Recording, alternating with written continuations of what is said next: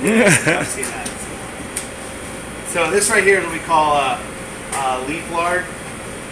This is really good stuff for rendering. It's nice and clean. I mean, you can render any fat, but this is really what's common for rendering pork and using it for pastries and doughs. It's really nice and clean. It's soft. And you guys can just, I don't know if you want to feel it or not, get your hands dirty, but it's really just kind of soft compared to some of the other fats. What is it called? It's called leaf lard, we call it, and then this section too, if it was beef, we call it suet, which is basically, this is also known as kidney fat. There's more of it normally. It usually comes off when they take out the pluck. The pluck is all the innards, but this fat's really made use for insulation. Insulating the organs, and it covers them, protects them.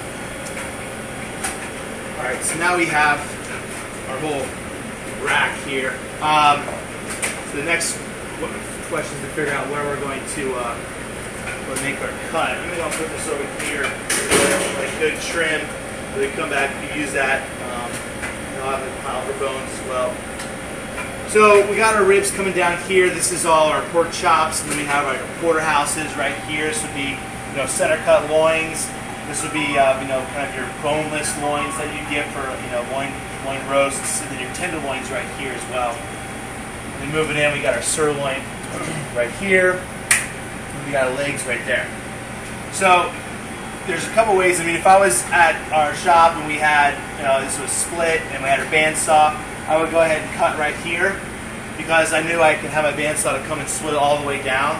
But what we're doing today, and since we don't have a bandsaw, I'm going to go ahead and cut right here so I can go ahead and saw through this easier since it's a shorter amount of pig compared to that. It would be really hard to cut that with that saw. So what we're going to do here is we're going to come through the second last rib. So we got our ribs coming all the way down, and our last rib's right there. It's known as the floating rib. Each one of these ribs are connected to a line of cartilage that leads up to that diaphragm that I cut through, basically the breastbone. This one does not. That's why they call it the floating rib. I'm going to come in, just make my incision all the way up.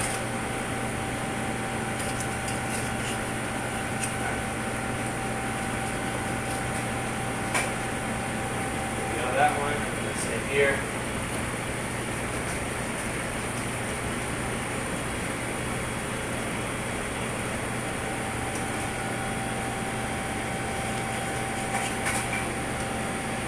We make a lot of bacon that we sell at our butcher shop in San Francisco, and it's a really good way. In the restaurant, pork belly is pretty popular. We definitely sell more bacon than we do pork belly at our butcher shop.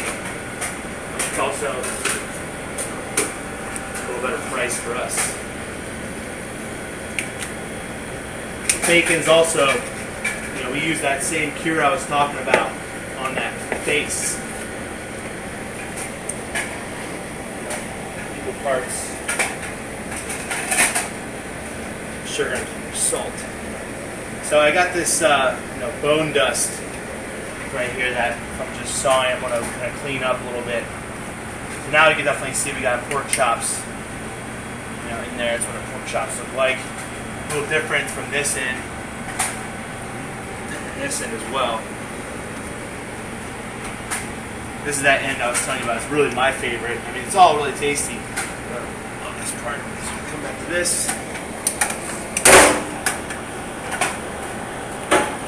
And what I'm doing here, this is exactly the same method that I would do for a lamb or goat,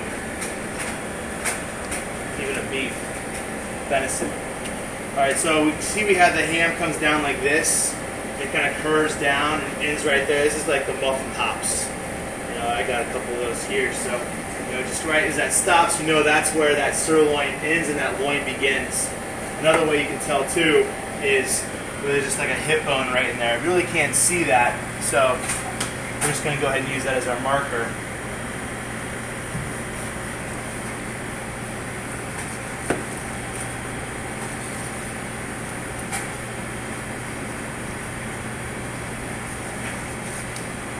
Try not to do too many jagged cuts. I'm going to do kind of one motion.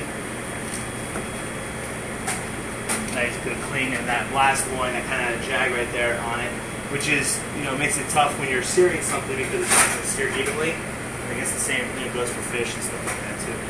So you can see I cut through that tenderloin right there, and I cut that meat all the way around that bone the best I could, so when I come in with the saw, I'm not sawing through the meat.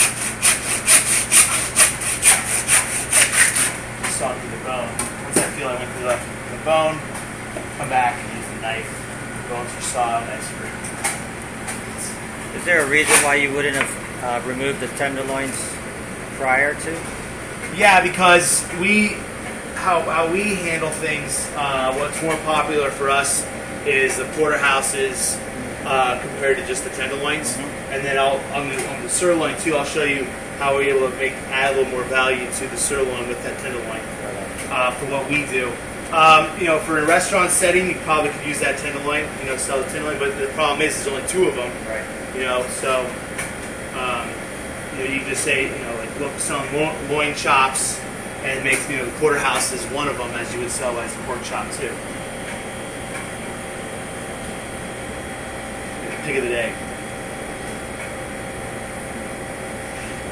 All right, so let's clean that up a little bit. All right, so just let this one come back to that. I'm just going to go ahead and get these off. Dangle around. The trotters here, really good to go ahead and cook with that head if you're going to make head cheese. All the stuff's really good too.